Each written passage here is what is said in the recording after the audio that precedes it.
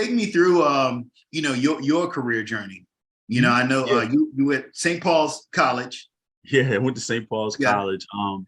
So great time. So St. Paul's College, again, so for people who don't know geographically, St. Paul's College is in Lawrenceville, Virginia, which is literally like where I grew up from. So my high school and my college is walking distance away. So I grew up pretty much in the same area. So my working career started, like I said, when I was 8, but even through college, I worked a full-time job the entire time. So I would, work 4 to 12 every day. While go to class, during the day, then leave there, go right to, go to actually work at Walmart. And again, like that was just a grind. Like it was nobody's giving me anything, and I'm going to get it. So went all the way through college, of course. And 2011, left there. I went to school for criminal justice. So I fell in love with, working with kids also. So I started my journey there with working in juvenile corrections first. So I worked in 2 facilities, one in Culpeper, Virginia, and then I initially pivoted to juvenile probation, which was it was different. It was just a different pace, and this was actually my dream job. I went on probably 9 interviews to get one job as a juvenile probation officer. Wow. And I remember, just going through the process. And at this time, I had met my wife now, and I remember going through the process and working there. I loved what I did. Absolutely loved it. I love working with children. I love just helping in general. I enjoy doing. But one of the things that I seen was, I'm like, man, I'm doing this, but I'm not making money that I want to. So within that period of time, I had tried a few different things. So that's when I first got my taste of like network marketing. So I tried, it was the first company, Cutco. It was this company. It was a Cutco. Company. I can sell Cutco. Yeah. I think every entrepreneur has so Vector marketing. Yeah. And I remember to this day, I remember I was looking for something. So I was like, man, I just need something part-time just to kind of get me over. So I went and I seen this ad for an interview. I came in for an interview, and he was like, yeah, I think you're gonna be great. Came in, next thing I know, I'm selling knobs. And I think the thing for with Cutco was the price. It was my first time selling, and then trying to sell something at that price, even though it was a great product, it was an amazing product. But trying to sell something at that price point, I'm like, man, nobody can afford this right now. Yeah. So I pivoted from that to, it was a company called It Works back in the day. Do you remember that? It Works. Was that was it weight loss? It was kind of it was a weight loss company. They did like wraps and stuff like that. I just want to say a real quick note about Cutco. I still got Cutco knives in my kitchen to this day. Me too, and they still work. They still work. They're still working. Okay. Hey, they need to, maybe they need to sponsor, but okay. All right, so it works. All right. Oh, yeah. So I started working with this company. It Works, and like I said, they did like wraps and stuff to help you lose weight or whatever. And it was more like assignment. So you would buy the products, and then you would sell them, at whatever price you want to sell them. And it was interesting. It was cool. I did it for a while. Of course, like your target market is going to be women. The wraps, you wrap them around you, right? Exactly. Yep. Yeah, I do remember that. Okay. Yeah. Yes. Yeah. So it was cool. I enjoyed it. It was all that was also for me a hard sell. Again, this is probably like my second time, like really, in the business of selling. So, it was a little difficult just because, it was definitely, first off, at the time I weighed 185 pounds, right? My wife is like, man, my wife now, she's like, man, you keep meeting with these girls to try to sell this stuff. I don't want you doing that no more. You know what I'm saying? Right. So that was short-lived, man. And again, like I was looking, I was really on the search because, I enjoyed what I did, as a juvenile probation officer. But when I finally got into the field, it didn't fulfill me like I thought it was. So, from there, I remember I met my wife's uncle, and we were talking one day. He was like, he called me. At that time, we were like, we talked every single day, great relationship. And, he was like, man, Terrence, he was like, I just made, a couple $1,000 like in less than an hour. So I'm looking, like, that's all he had to say to me. I'm looking, I'm Yeah. already looking. So he said that. I'm like, is it legal? Like, what are you doing? Like, you know what I'm saying? So he was like, no, he's like, I just I help the family, I help someone protect their family. So I'm inquisitive. I'm sitting down, I'm saying like what exactly did you do? So he kind of like ran it down, and I literally, like, that day, I was like, look, here's my money, whatever it costs, I'm paying it to get started.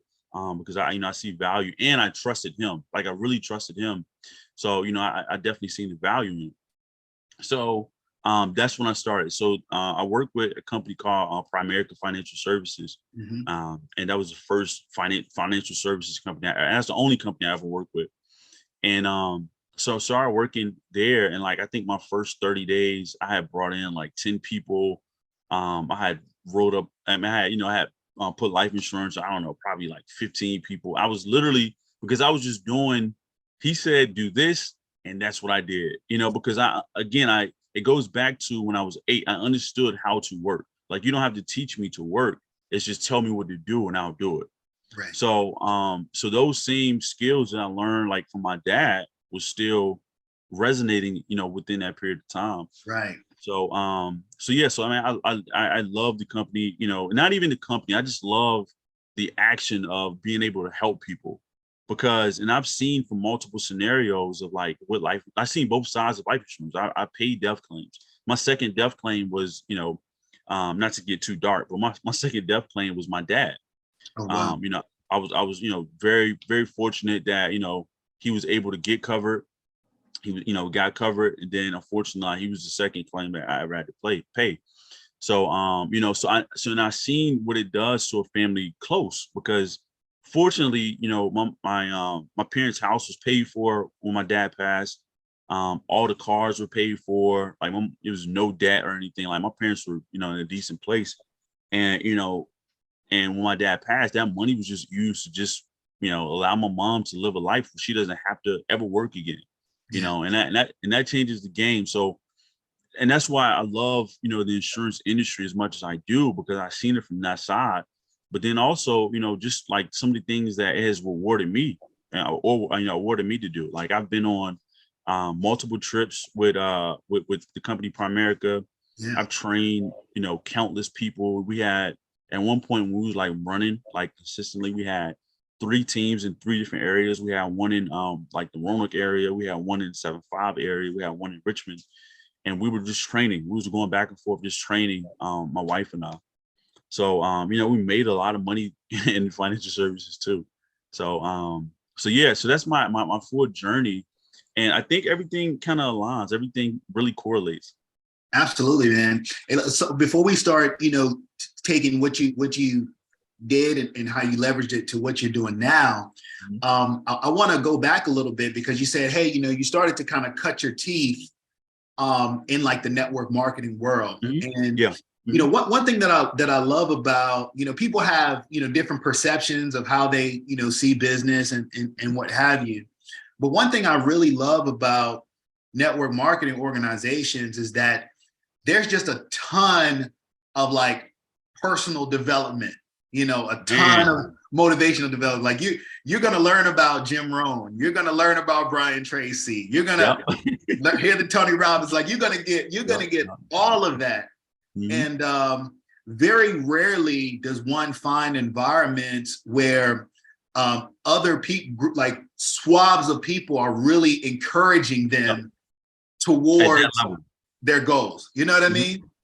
So, I think that's I think it's a great place for any, like you were coming out of college. I actually think it's a great place for any, younger person, or even, seasoned person who's looking for, a way to just do something different, just kind of get out of the box, to really kind of push themselves, to a new level. For you were able to leverage it and kind of move right into it. Is interesting, because the gentleman, and we've talked a little bit about this, but the gentleman that helped co-found Primerica, Hubert Humphrey, he had started on the railroad. He started in Amway. And he took what he did in Amway and took that to A.L. Williams and, kind of created, that system. So I just have, a ton of respect for that. And I think it's great, man. And I think it's important that people who listen to this conversation, or just people in general, step outside of your boxes, man. And no one can tell you who hasn't accomplished what you want to accomplish. Yeah. What you need to do to accomplish what you want to accomplish. Yeah. So yeah, man, I just think that's an important takeaway, just the value of those organizations. And so if I can add this too, yeah. To your point, the thing that I seen like in those environments was that there's no excuse. Like it literally takes away, because what's going to happen is you're going to meet someone. I remember I went to my first conference. This is with Primerica, and I seen a guy there that was blind. Like someone was literally helping him get across the street. And I'm like, man, this guy is blind and he is helping clients get covered. He's going through the process, going on appointments, etc. What excuse do you have? Like it takes away all excuses. So I think more than anything, it's a self-development. It's definitely self-development, by no question. But I think it takes away any excuse that you can possibly have, because, it's so easy, I think, sometimes in business to get down on yourself and get into like the woe is me. But the reason why, and I think to your point, the reason why is because we're not in environments that take those things away. Right. So I think if we had more like some type of incubators for business owners to like really come together and have those type of, self-development conferences or whatever, I think it would change the game, because it, like, again, just takes every excuse away. Yeah, absolutely. And I think, and it's one of the values of working in this space, whether it be, if it Primerica, or if it's another IMO, that someone's working with, you're gonna find people who are gonna, hey, lift you up, but also hold you accountable.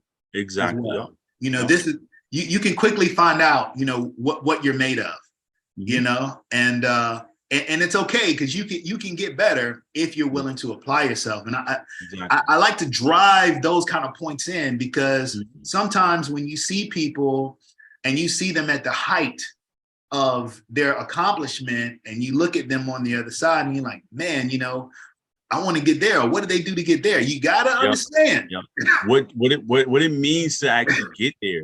Right. I remember my mentor told me one day, and we were actually at a conference, at a Primerica conference, and I remember we're there, and it was like really at a pivotal time, like within my career, and he was actually at my upline.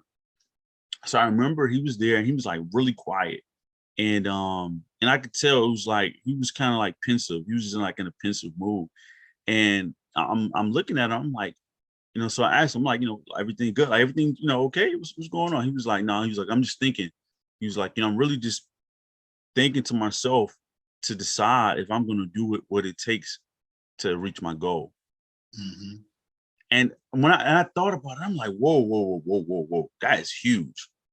Because think about how often do we set goals, but how often do we really like decide, are we going to do what it really, are we going to, like, our jokes aside, are we going to do what it takes to hit this goal? Yeah. And a lot of times we don't. We just set a goal, like this is January, right? So how many people set goals that they're not going to hit? New Year's resolutions, right? Most people are not going to hit the goals. And it's because they haven't decided that they're going to do what it takes to hit the goal. Yeah. Yeah, man. And it's activity driven. It's 100% activity driven. I actually, this year I got this from, I can't say, I can't take the credit for, I got it from, I hope I don't mess his name up, Marcus Golden. Okay. He's a he's a business owner. He's an amazing business model. I love what he does. If you get a chance, look him up on YouTube. But he said something in one of his podcasts. He was saying, like, he's like, I don't set goals. He was like, I know I'm a business guru. He was like, I have a $20 million business, whatever. I don't set goals. He said, but what I do is, he was like, I set activity habits. He said, I know that I'm going to call 20 people today, or I know I'm going to send, 20 emails, or I'm going to reach out to this amount of people. He said, I'm just going to do this. And then the result is I'm going to hit whatever goal. The success is going to come behind that. So the success is in the routinely doing the things that you need to do to make that goal happen. Absolutely. And I think that changed the game. It changes the mindset of like how we actually, attack life in general. Mm-hmm. Mm-hmm. Especially in like the social media world where you see a lot of end results, And sometimes it's not real end results. And sometimes it's not real. It's an illusion. It's an illusion, man. Yes, it's an illusion. No, absolutely, absolutely. Now, I appreciate you sharing and expanding on that.